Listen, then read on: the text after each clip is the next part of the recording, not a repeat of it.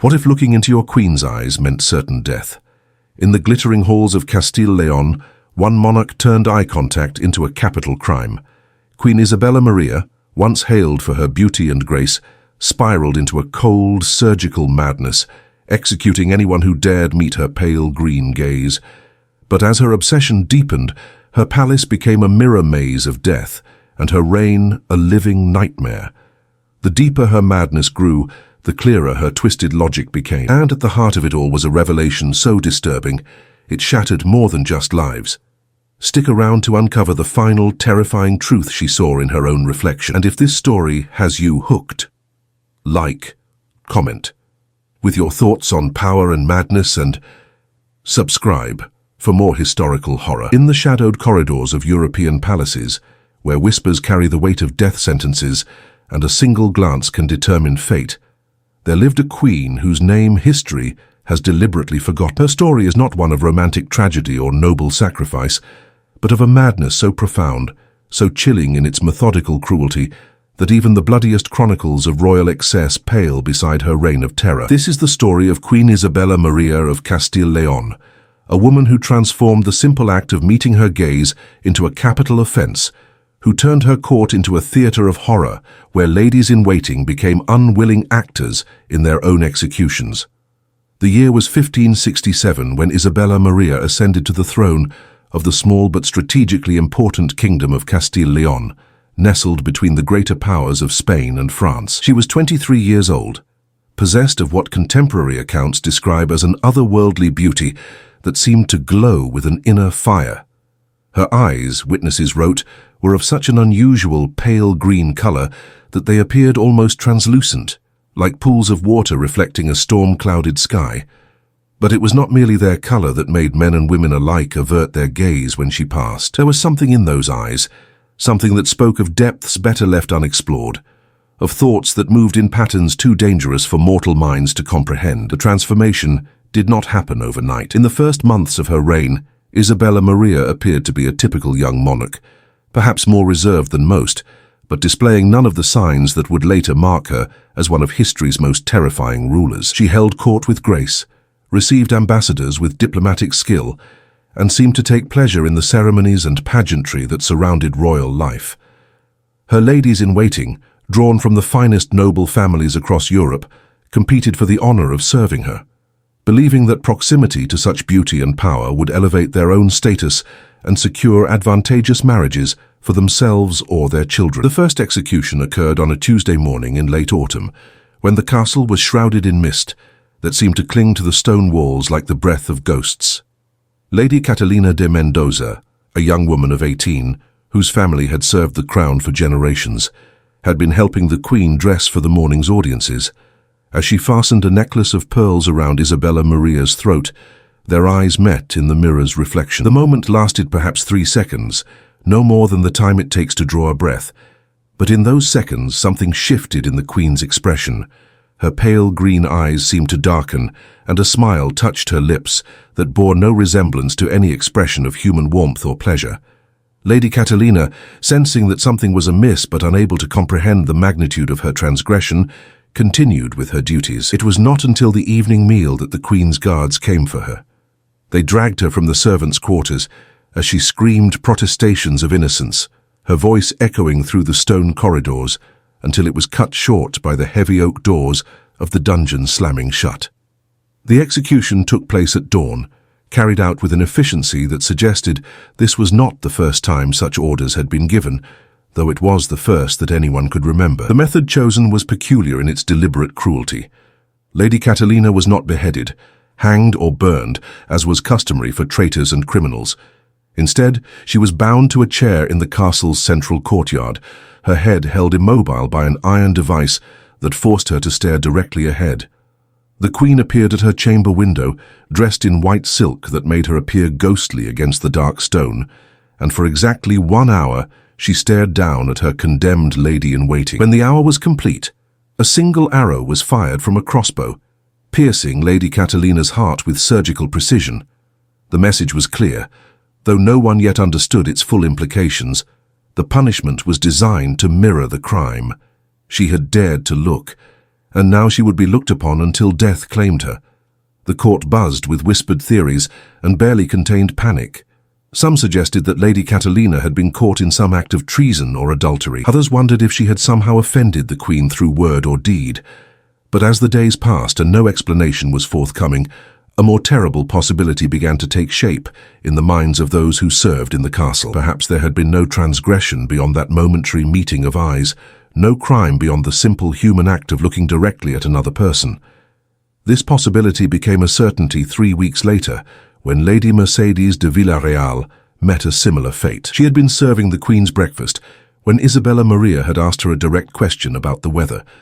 In the natural course of conversation, Lady Mercedes had looked up to respond, her dark eyes meeting the Queen's pale green ones for perhaps 2 seconds before she quickly lowered her gaze.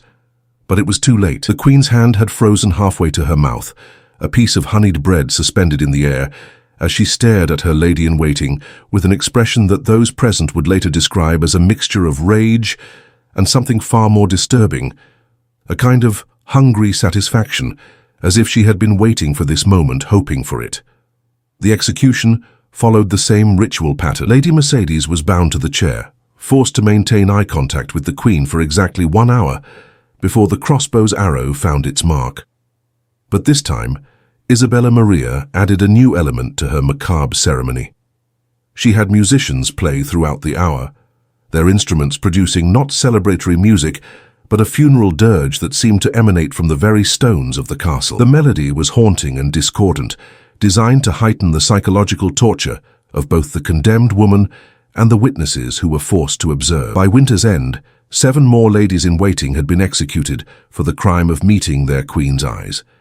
Each death followed the same precise ritual, and with each execution, the Queen's obsession with the power of her gaze seemed to deepen and expand. She began to spend hours in front of mirrors, studying her own reflection with an intensity that bordered on madness. Servants reported hearing her talking to herself, carrying on conversations with her mirror image, in a language that none could understand, though the sounds she made were somehow more disturbing than any words in any known tongue. The surviving members of her court learned to navigate her presence with the skill of sailors navigating treacherous waters. They developed an elaborate system of protocols designed to minimize the risk of accidental eye contact. When the Queen entered a room, all present would immediately lower their gazes to the floor and remain in that position until she granted permission to rise. Even then, they would focus on a point just over her left shoulder, never risking a direct look at her face. Conversations were conducted through intermediaries when possible, and when direct communication was necessary, the lady-in-waiting would speak to the Queen's reflection in strategically placed mirrors rather than addressing her directly. But Isabella Maria's madness was not content to limit itself to matters of etiquette and protocol. As spring arrived and the anniversary of her coronation approached, she began to expand her interpretation of what constituted the forbidden act of looking. A young seamstress was executed for glancing in the Queen's direction while she passed through the courtyard. A kitchen maid met the same fate for accidentally catching the Queen's eye through a window. Most horrifying of all, the Queen's own cousin, Lady Elena de Castile, was condemned to death for the crime of looking at a portrait of Isabella Maria with what the Queen deemed excessive attention. The portrait execution marked a new level of psychological sophistication in the Queen's methods. Lady Elena was not bound to the chair in the courtyard, but was instead confined to the castle's portrait gallery, where dozens of paintings of Isabella Maria in various poses and costumes lined the walls. She was forced to move from portrait to portrait, staring at each one for precisely 10 minutes while the Queen watched from a hidden alcove. The process took 6 hours, during which Lady Elena's mind gradually fractured under the combined weight of terror, and the Queen's painted gaze multiplied dozens of times over. When the crossbow's arrow finally ended her ordeal, witnesses reported that she seemed almost grateful for the release. The news of these executions began to spread beyond the borders of Castile-León, carried by diplomatic couriers and traveling merchants who spoke in hushed tones of the mad Queen and her terrible obsession. Other European courts began to withdraw their daughters from Isabella Maria's service, citing various diplomatic pretexts, but privately warning their nobles that no alliance or advantage was worth the risk of sending their children into the presence of such unstable madness. The Queen's marriage prospects once bright with possibilities for strategic alliances, evaporated as potential suitors were quietly advised by their counselors that matrimony with Isabella Maria would likely result in their own eventual execution. But the Queen seemed oblivious to her growing isolation, or perhaps she welcomed it. As her court emptied of foreign ladies-in-waiting, she began to recruit replacements from increasingly desperate sources. Peasant girls were promised wealth and status in exchange for court service, though few lasted more than a month before their natural curiosity or simple human instinct led them to make the fatal mistake of meeting their mistress's eyes.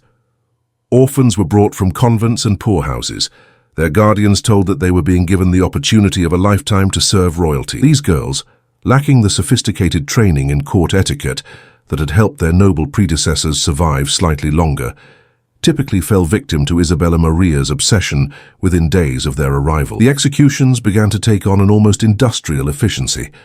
The chair in the courtyard became a permanent fixture, its iron restraints worn smooth by constant use. The crossbow was maintained by a dedicated armorer, whose sole responsibility was ensuring that each arrow flew true. The castle's carpenter was kept busy constructing coffins, though these were simple affairs since the Queen showed no interest in elaborate funeral rites for her victims.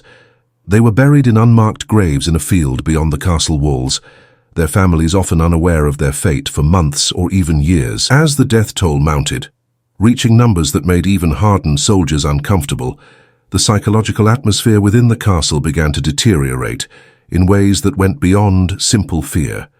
The constant presence of death, the unpredictable nature of the Queen's triggers, and the absolute arbitrariness of survival created an environment where sanity itself became a luxury that few could afford. Servants began to exhibit signs of what would later be recognized as symptoms of severe psychological trauma.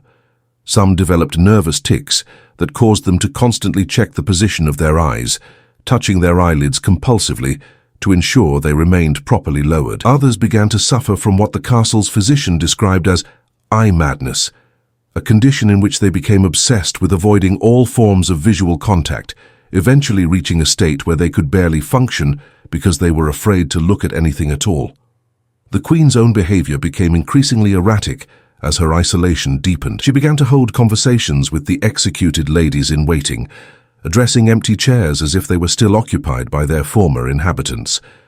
Castle staff reported hearing her laughing in rooms where she sat alone, carrying on animated discussions with invisible companions who seemed to respond to her words in ways that only she could perceive. Her meals were served to multiple place settings, with food prepared for guests who never arrived, or perhaps existed only in the landscape of her deteriorating mind. During this period, the most disturbing aspect of Isabella Maria's madness became apparent to those brave enough to observe her closely. The executions were not random acts of violence born from momentary rage or paranoid delusions. They were carefully planned, methodically executed, and seemed to serve some deeper psychological need that grew stronger with each death. The Queen appeared to derive not just satisfaction, but actual nourishment from the ritual of execution, as if the terror in her victim's eyes during that final hour somehow fed something essential within her own psyche. The castle's confessor, Father Martinez, attempted to intervene on several occasions, hoping to reach whatever remained of the Queen's humanity through appeals to Christian mercy and divine forgiveness. His efforts were not only unsuccessful, but seemed to further agitate Isabella Maria's condition. She began to incorporate religious imagery into her execution rituals, describing her victims as sacrificial offerings and herself as an instrument of divine judgment. Father Martinez's final attempt at intervention resulted in his own execution, though the Queen modified her usual methods for his death. Instead of the chair and crossbow, she had him bound to a crucifix in the castle's chapel, where he was forced to stare at a massive painting of the Queen's eyes for 3 days before hunger and thirst claimed his life. The father's death marked a turning point in the castle's psychological ecosystem. With the spiritual authority that might have provided some counterbalance to the Queen's madness now eliminated, the remaining staff found themselves completely at the mercy of her increasingly elaborate obsessions. She began to demand that new mirrors be installed throughout the castle, not for vanity, but to multiply the potential for eye contact and expand the opportunities for her deadly game. The corridors became mazes of reflective surfaces, each one representing another chance for an unwary servant to catch a glimpse of the Queen's image and trigger her lethal response. The mirror installations led to what the survivors would later remember as the Week of Reflections, during which 13 people were executed for various forms of indirect eye contact. A young page was killed for looking at the Queen's shadow on a wall. A laundrywoman died for glimpsing Isabella Maria's reflection in a puddle of water. Most tragically, twin sisters who worked in the castle's kitchens were executed together when one looked at the other's eyes, and the Queen, through some twisted logic, determined that since the sisters looked identical, seeing one was equivalent to seeing her, and therefore to seeing the Queen herself. The twin execution was carried out with a modification of the usual ritual that demonstrated the expanding sophistication of Isabella Maria's madness. The sisters were bound facing each other, forced to stare into each other's eyes while the Queen watched from above. After the standard hour had passed, both arrows were fired simultaneously, striking the sisters in their hearts at precisely the same moment. The Queen later claimed that their souls had been reunited in death, though she seemed to view this as an act of mercy rather than an acknowledgement of the horror she had inflicted. As autumn returned and the anniversary of the first execution approached, the castle had become a place that existed outside the normal boundaries of human civilization. The few remaining servants moved through their duties like sleepwalkers, their eyes permanently fixed on the ground, their movements careful and deliberate. The Queen's meals were prepared by cooks who worked blindfolded, their hands guided by memory and touch rather than sight. Communication was conducted through whispered words and careful gestures, with everyone understanding that any action which could be interpreted as visual attention toward the Queen might result in death. The Queen herself had begun to change physically under the weight of her obsession. Her pale green eyes, once described as beautiful, had taken on a quality that defied easy description. They seemed to contain depths that belonged to no human gaze, reflecting not light but something darker and more fundamental. Her skin had acquired a translucent quality that made her appear almost ethereal, as if she were slowly transforming into something that existed more in the realm of nightmare than in the world of flesh and blood. During this period, Isabella Maria began to speak of her eyes as if they were separate entities, referring to them as my watchers or my judges. She claimed that they possessed the ability to see into people's souls, to detect hidden thoughts and secret treacheries that would eventually manifest as acts of rebellion or betrayal.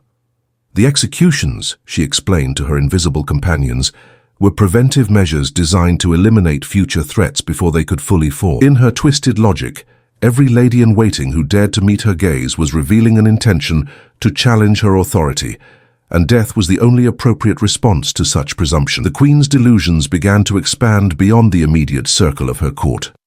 She started to speak of distant enemies who were using their eyes to spy on her across vast distances, describing elaborate networks of visual surveillance that stretched across Europe and beyond. Maps appeared in her chambers, marked with pins and strings that supposedly tracked the movement of hostile gazes from foreign courts. She demanded that the castle's windows be covered with heavy curtains to prevent these distant watchers from penetrating her stronghold, transforming the once bright halls into dim, tomb-like spaces where shadows held more substance than light.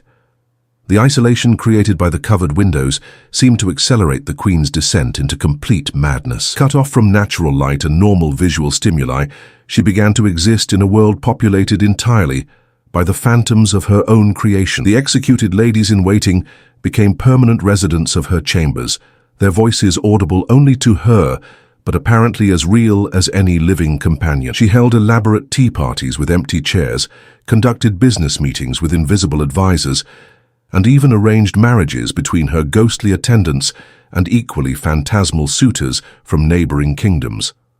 As winter deepened and the second anniversary of her reign approached, Isabella Maria's madness reached what would prove to be its final and most terrifying form. She announced to her remaining staff that she had discovered the ultimate transgression, a crime so heinous that all previous executions had been merely preparation for this moment of supreme judgment. The crime was simple, yet, in her diseased logic, encompassed all possible forms of visual defiance, existing with eyes at all. The final massacre began on a Tuesday morning, exactly 1 year after Lady Catalina's execution. Isabella Maria emerged from her chambers wearing a gown of pure white silk and a crown that had been modified with mirrors, creating a dazzling array of reflected light that made it impossible to look directly at her without risking immediate detection. She moved through the castle systematically, visiting each room and corridor where her remaining servants worked and lived. Her method was efficient and brutal in its simplicity. Every person she encountered was condemned to death for the crime of possessing eyes that could potentially meet hers. The executions no longer followed the elaborate ritual of the chair and crossbow.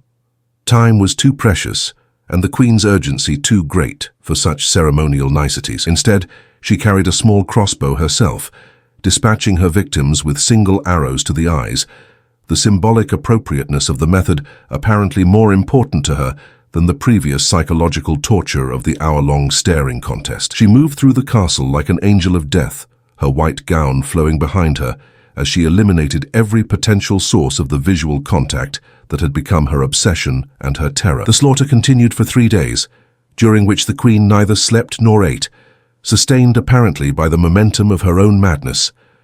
By the end, the castle was silent except for her footsteps echoing through empty corridors and the occasional sound of her voice as she continued her conversations with the invisible companions who had become more real to her than any living person ever could be. On the 4th day, Isabella Maria made her way to the castle's highest tower, where she had ordered the installation of a great mirror that faced outward toward the countryside. Standing before this mirror, she began the final act of her tragic madness. For hours she stared into her own eyes, conducting a wordless dialogue with her reflection that seemed to resolve some fundamental question that had driven all her previous actions. As the sun set on the 4th day, painting the sky in shades of red that matched the blood that stained the castle's stones, Isabella Maria raised her small crossbow one final time. The arrow found its mark with the same precision that had characterized all her previous executions, but in the moment before it struck, witnesses from the surrounding village reported seeing something extraordinary. The Queen's pale green eyes, which had been the source of so much terror and death, suddenly blazed with a light that seemed to come from some source beyond the physical world. For just an instant, they appeared to contain not madness, but a terrible clarity, as if in that final moment she had seen something that explained everything that had come before. The mirror shattered when her body struck it, sending thousands of reflective fragments across the tower floor. Each piece caught and held the last light of the dying day, creating a constellation of tiny suns that gradually dimmed as night fell over the empty castle. The Queen, who had executed ladies for looking in her eyes, had finally found the ultimate transgression, meeting her own gaze in the moment of death. When the neighboring lords finally summoned the courage to investigate the silent castle, they found a scene that defied comprehension. The bodies of nearly 200 people lay throughout the corridors and chambers, each killed by a single arrow to the eye. In the Queen's chambers, they discovered journals written in her increasingly erratic handwriting, filled with detailed accounts of her executions and elaborate theories about the power of visual contact to transmit thoughts, emotions, and treasonous intentions. The most disturbing discovery was a final entry, written apparently just before her journey to the tower, in which Isabella Maria described her realization that all eyes were connected, that every gaze was part of a vast network of visual communication that threatened the independence of individual consciousness. Her executions, she wrote, had been an attempt to break this network, to create a zone of visual silence where her own thoughts could exist without the contamination of other people's gazes.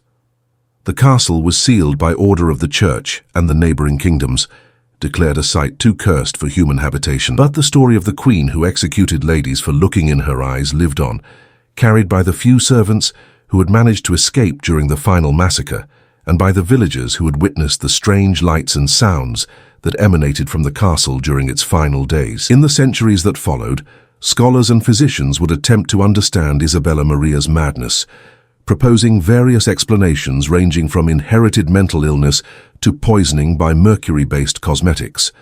But none of these rational explanations could fully account for the systematic nature of her obsession or the peculiar psychological sophistication of her execution methods. The truth, perhaps, lies in a realm beyond the reach of conventional understanding, in the shadowy territories where individual madness intersects with something larger and more terrible than any single human mind could contain. The empty castle still stands, its windows boarded shut and its doors sealed with iron bands that have never been removed. Local legends speak of lights that sometimes appear in the tower windows, on the anniversary of the Queen's death, and of mirrors throughout the surrounding countryside that occasionally reflect not the faces of those who look into them, but the pale green eyes of a queen whose obsession with visual contact transcended even death itself. Perhaps the most chilling aspect of Isabella Maria's story is not the number of people she killed or the creative cruelty of her methods, but the possibility that her madness contained a grain of truth that her rational contemporaries could not recognize.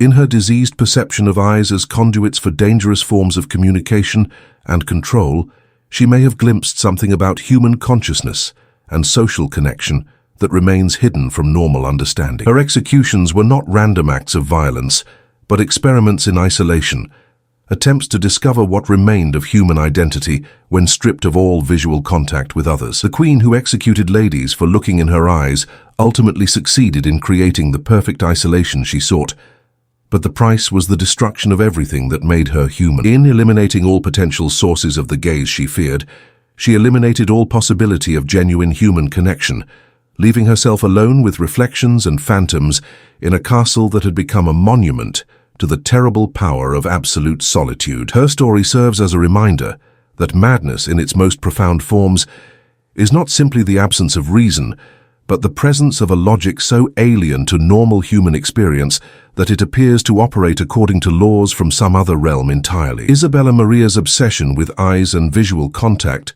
reveals the fragility of the social bonds that hold civilization together and the catastrophic consequences that can result when those bonds are severed by minds that have ventured too far into territories where normal human psychology cannot follow. The legend of her reign continues to influence art, literature, and psychology, inspiring works that explore the relationship between perception, power, and madness. But no fictional account has ever fully captured the bone-deep horror of the historical reality. A woman so consumed by her fear of being seen that she transformed sight itself into a capital crime, creating a kingdom where blindness was the only form of safety and death, the inevitable consequence of the simple human act of looking into another person's eyes. In the end, Isabella Maria's legacy is not the kingdom she ruled or the political alliances she might have forged, but the profound questions her madness raises about the nature of human consciousness and the invisible threads of connection that bind us to one another. Her story suggests that these connections, which we normally take for granted, are more fragile and more essential than we dare to imagine, and that their destruction can transform not just individuals, but entire worlds into places where humanity itself becomes impossible to sustain.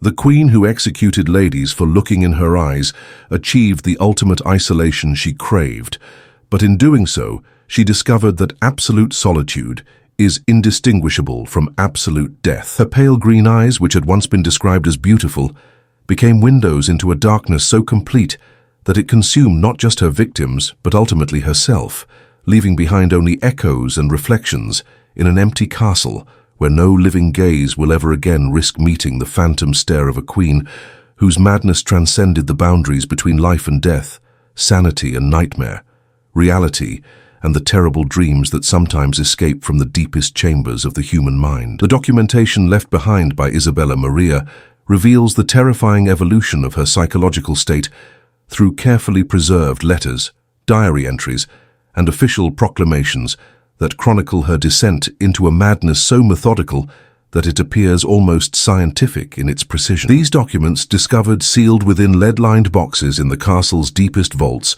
provide an intimate glimpse into the mind of a woman whose obsession with visual contact became a consuming philosophy that ultimately redefined the very nature of human interaction within her domain. Her earliest writings, penned during the first months of her reign, show no indication of the horrors to come. The young queen's correspondence with foreign dignitaries displays wit, intelligence, and a sophisticated understanding of European politics that impressed even her most cynical contemporaries.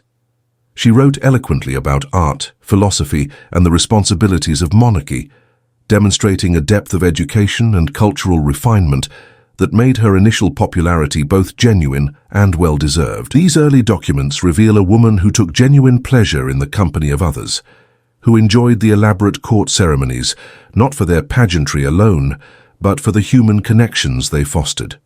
The transformation began with subtle changes in her language, small shifts in emphasis that would have been invisible to casual readers, but which, in retrospect, reveal the first stirrings of her fatal obsession. References to the power of presence and the weight of royal observation began to appear in her private journals, suggesting an increasing awareness of her own gaze as an instrument of authority. She wrote extensively about the moment of recognition that passed between sovereign and subject, describing it as a form of spiritual communion that transcended ordinary human communication. These philosophical musings gradually evolved into something far more sinister. Isabella Maria began to theorize about the hierarchical nature of visual contact, proposing that the act of looking directly at a superior was fundamentally transgressive, a form of visual rebellion that challenged the natural order of society. Her writings from this period reveal a woman struggling to understand her own psychological responses to being looked at, describing sensations of violation and contamination that occurred whenever her eyes met those of her subjects. The Queen's descent into madness was not a sudden collapse, but a gradual erosion of her connection to consensual reality, documented in excruciating detail through her increasingly erratic handwriting and the bizarre theories that began to dominate her thinking.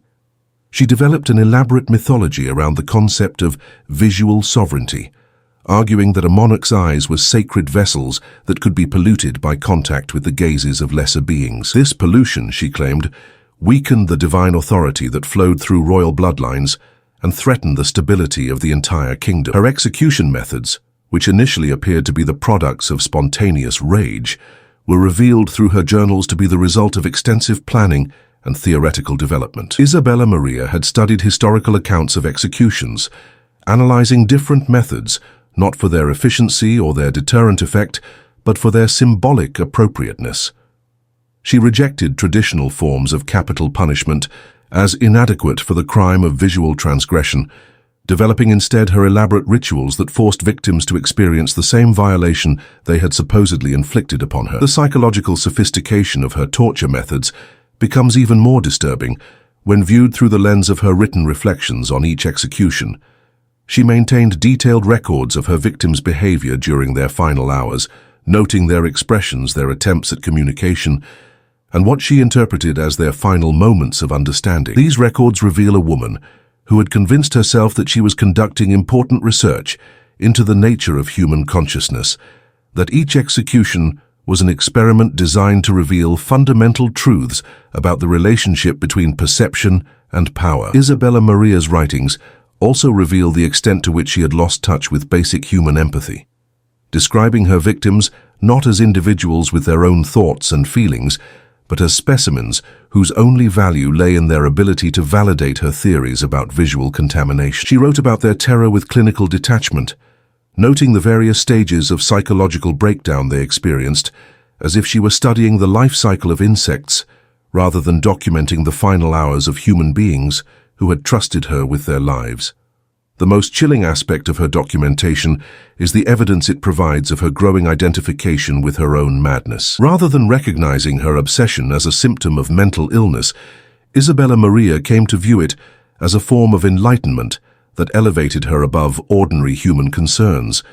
She described her ability to detect visual transgression as a divine gift, comparing herself to prophets and saints who had received special revelations about the nature of spiritual reality. Her executions were not acts of cruelty, in her diseased perception, but sacred rituals designed to purify her kingdom of contaminating influences. The Queen's isolation from reality became so complete that she began to develop an alternate history of her reign, one in which her victims had been willing participants in her experiments rather than unwilling subjects of her madness. Her later writings describe elaborate conversations with the executed ladies-in-waiting, detailed accounts of their gratitude for being chosen as instruments of her divine mission, and descriptions of their peaceful deaths as transcendent spiritual experiences rather than brutal murders.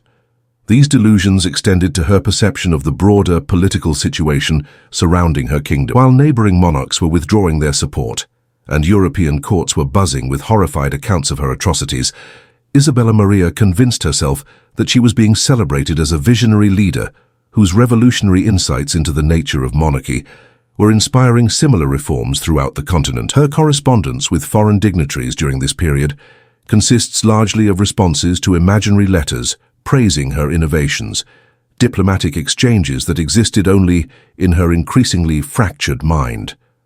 The final entries in her journals, written in the days immediately preceding the massacre that ended her reign, reveal a woman who had achieved a state of psychological integration so complete that she no longer distinguished between her internal fantasies and external reality. She wrote about her executed subjects as if they were still alive, describing their continued service in her court and their ongoing participation in her theoretical research. The living and the dead had become interchangeable in her perception, part of a unified kingdom that existed primarily within the landscape of her own madness. Her last written words, found on her desk in the tower room where she ended her life, consist of a single sentence repeated dozens of times in increasingly illegible handwriting. "The eyes are the windows, but I am the architect of sight." This phrase, which appears nowhere else in her writings, seems to represent her final attempt to summarize the philosophy that had driven her to destroy everything she had once claimed to love. In her diseased logic, she had transcended the role of mere observer to become the creator of the very possibility of vision itself. The preservation of these documents has provided historians and psychologists with an unprecedented glimpse into the development of a particular form of madness, one that combined paranoid delusions with a systematic methodology that made it far more dangerous than typical cases of royal insanity. Isabella Maria's careful documentation of her own psychological deterioration serves as a reminder that madness is not always chaotic or random, but can sometimes achieve a kind of terrible coherence that makes it even more destructive to both its victims and its perpetrators. The legacy of her written words extends far beyond their historical value as documentation of a particular monarch's mental illness. They represent one of the most complete records ever preserved of how a human mind can transform love into hatred, protection into persecution, and the simple desire for connection into an obsession with absolute control. Her journals chronicle not just the death of nearly 200 people, but the death of her own humanity, recorded with the same methodical precision that characterized her executions. Reading Isabella Maria's words today, separated by centuries from the immediate horror of her actions, it becomes possible to trace the exact moment when her capacity for human empathy died and was replaced by something that wore the appearance of reason but contained none of its substance. Her madness was not the absence of logic, but the presence of a logic so alien to normal human experience that it transformed everything it touched into instruments of destruction, including ultimately the mind that created it. In the end, Queen Isabella Maria destroyed everything that made her human in pursuit of perfect control. Her reign wasn't just a descent into madness, it was a meticulously documented philosophy of isolation, fear, and obsession. She didn't just kill her subjects, she turned perception itself into a weapon, until her only enemy left was her own reflection. Her legacy still echoes in abandoned halls and broken mirrors, daring us to ask, what happens when the fear of being seen eclipses the will to live? If her story chilled you as much as it did us, like this video, comment your theories on her final vision, and don't forget to subscribe for more tales where history meets horror.